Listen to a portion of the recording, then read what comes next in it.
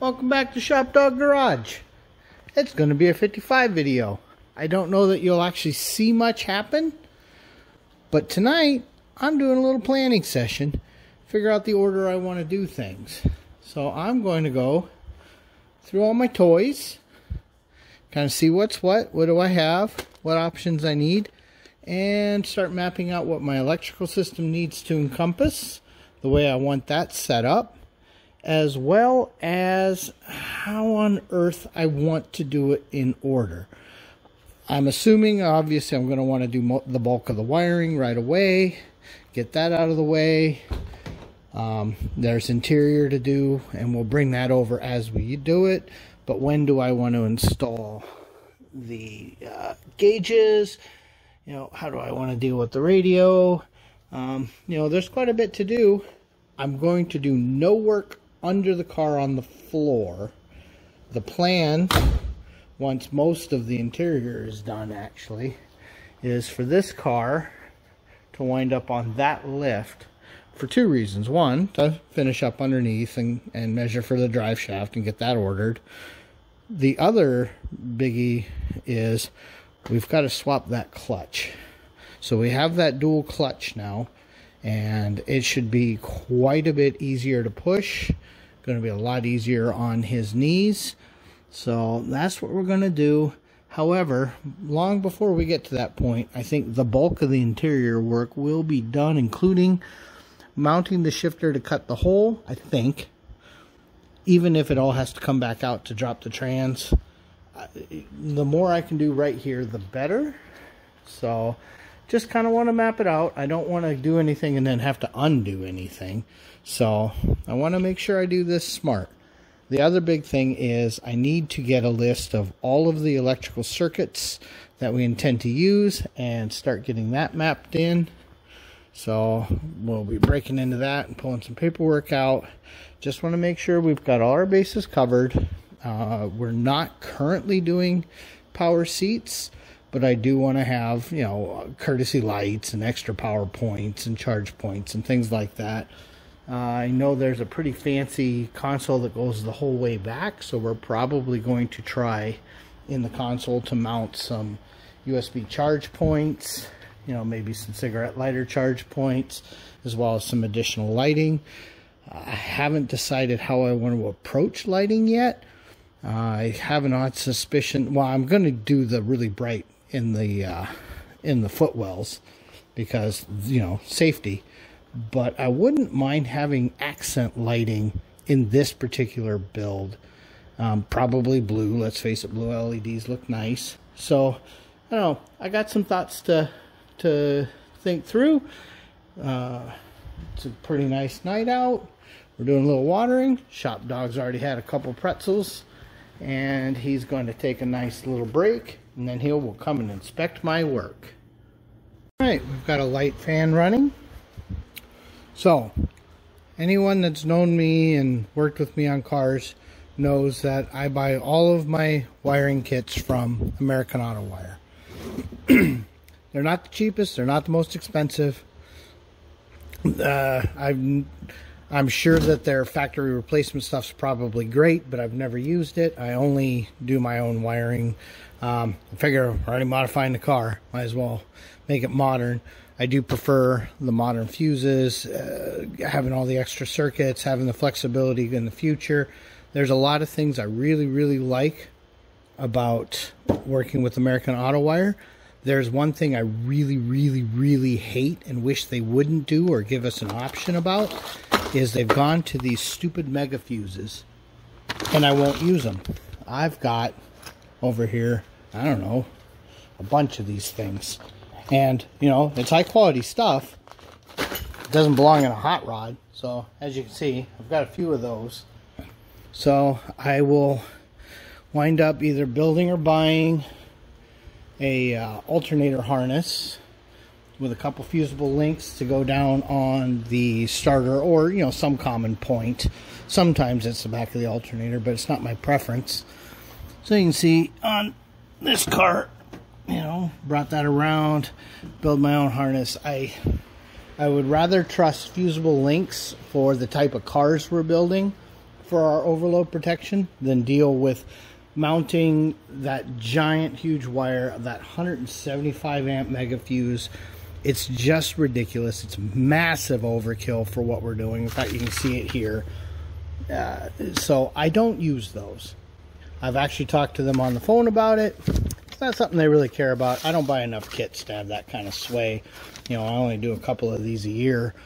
So, you know, it is what it is. Usually, in fact, if you buy their alternator kit, it's, you know, well, you buy the brown fusible link and then the HAI alternator kit with another fusible link that goes down to the starter. It's like 40 bucks or something. So it's not like it's the end of the world.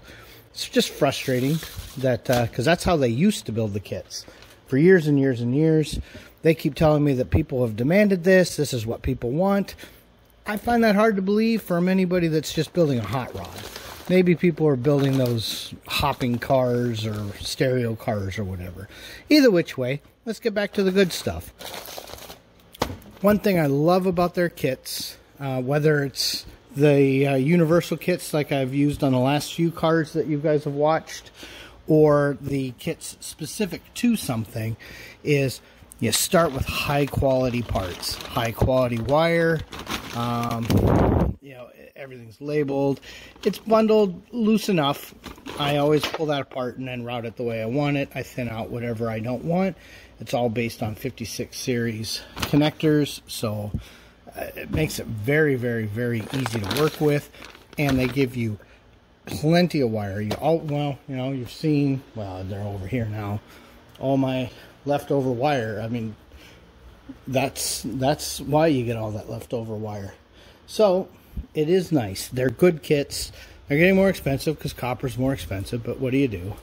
So anyway, as I'm going through this, I'm going to take the basic generic wiring harness and schematic that they've given us, go through, start marking up what circuits need to become what, how I want to handle the gauges. It's like in this case, you know, these gauges, I've got all the wiring for that.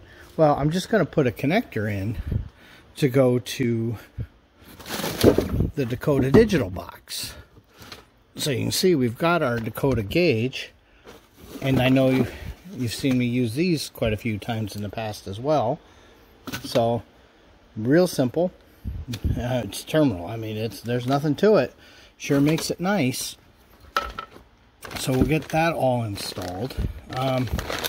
We have this fan kit, and I'm probably going to harvest the relays out of it. I don't know. Oh, I think that came with the fan and core support kit that came with it. So, you know, it looks like pretty decent quality, but I got to look at it. And of course, we've got our adapter because of our steering column. So we did have to order another adapter because we have that aftermarket column. So we can work with that. Obviously, we're going to have to get the sniper stuff integrated, as well as the fuel pump, the fuel level. So getting all of that mapped out, making sure that I don't forget anything. I'd hate to have to come back later, add another wire to a harness that's already been taped. Drives me crazy. The other thing I've got to decide as this progresses is how I'm moving wires to the rear of the car. I would like to not run them along the tunnel, if at all possible. One thing that's nice, this car does have a simple wiring gutter, and I don't have a ton of wiring going to the rear in this car. I don't know the complete expectations as far as the stereo system for speaker wires and stuff, so I do have to ask those questions yet. But if we can keep it pretty basic moving wires, that'd be nice. Let's see. And then of course we're gonna be running wires in from down in there. At some point I gotta put this bracket back on. But yeah, there's a lot of work under here. And then of course one of the other things I gotta do, I gotta get more of these lights. These are pretty handy. Look how much nicer it is to see here. And then something I like to do when they're available is we get these nice, and you saw it with the Pontiac, we get these nice color-coded original harness setups. And the reason I like that is it's going to remind me about features in a given car that may not be common elsewhere that I may have to disable or remember to include. It's probably not going to be as big a deal in this car, but I do know in the Corvette it sure made a difference, because you got to remember all the things it took to make that 73 meet emissions. So, and then we can figure out how to defeat them.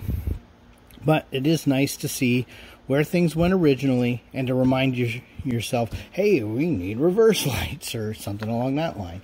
In a kit like this, that's already in there. In the universal kits, like I did in the Henry or in the Pontiac, you're on the hook for that. Those are just, here's a kit and you go to town. You do a Camaro kit and you got pretty much everything. But you do these universal ones and you don't really get much. There's not a lot in there. A lot of wire. Oh, Shop Dogs thinks I'm rambling and I'm being boring, so I'll be back. Okay, so on the 55, this is the grommet we have, and I'll show it to you in just a minute. Unfortunately, our kit uses a 56, 57 style grommet, so we're going to have to get some of those. Don't you love that? A $3 grommet or a $12 grommet. So, right now, let me grab my light. We've got this nice 55 grommet. Unfortunately, that's not going to be the one we want for our headlight connector, which is, in this mess somewhere. Kind of going through, and it's not that one. That's well, you can always tell that's a dimmer. That's an expansion. Okay, this is going to be a rear body. That's obviously a horn relay. Ignition switch. Okay, where on earth did that cable go? Oh, literally, right here. So see the way that one looks? That plugs into that grommet. And then on the other side, we've got that guy. And that gets us quite a few wires. That's kind of nice. Now, that's going to put the light harness, let me grab my light again, down low, and that'll come forward, and it'll also have the main feed for the relays for the fan relay. I'm not sure if that's what I'm going to use that for, but we'll deal with that later. And then normally there's a hole up here, which of course we no longer have. That would be my power input. So at some point I get to drill to bring more wiring in and out, and I'm not looking forward to it. Okay, I just opened this kit from PRC, Performance Rod and Custom, who I believe is the people we bought that from. And I gotta say, this is quality. I really, really like it. As we all know, I love these relay bases. This is good wire. I mean, yeah, we're gonna use that. That is high quality. Really happy. Really like the leads they give us. The nice ground locations. Oh, these are definitely gonna get used. I don't know where they're going to be mounted yet. That's weeks away yet, so I'm not too worried about that. But that is very high quality. I'm very, very, very happy with that. That looks great. And we've seen many, many, many times us run the cables for the Dakota Digital stuff. That's all good, high quality, easy to run. May wind up reusing that grommet to run these through. That might be a good use for that, since I'm going to have to add holes anyway. If you go way back in history, you will see this is the electric wiper kit that we have installed, oh my god, ages and ages and ages ago. Let's see if you can see it in here. Let me get past my light. But you see that big silver, kind of silvery gold bar right here? So that's that electric wire or wiper kit, and it kind of clears things. I hope it's not going to cause me trouble with my fuse box, but we'll find out. If it does, we'll just move things. You can see there's just not a lot of room. It sure looks like there should be a ton of room. and yet there never is. And look at that beautiful clock from Dakota. Boy, is that cool. So, and then there's our heater stuff. So this shouldn't be terrible to do. See, we've already got, the lighter installed. We've already got our ignition switch. That's where the wiper goes. One thing I'd like to try to do, and I don't, oh wow, sorry guys, don't know if it's going to be really feasible, is I would like to try to get a factory style wiper knob, which he did provide me one factory knob. I will see if there's any way to make that work with this shaft. I don't know, but you can see it's got a push for squirt, and of course I think it was only 4 or 5 position. Hard to remember. Looks like it's 4 position. So if I can make that work, boy, that'd be worth it. Obviously it didn't come in this bag, obviously.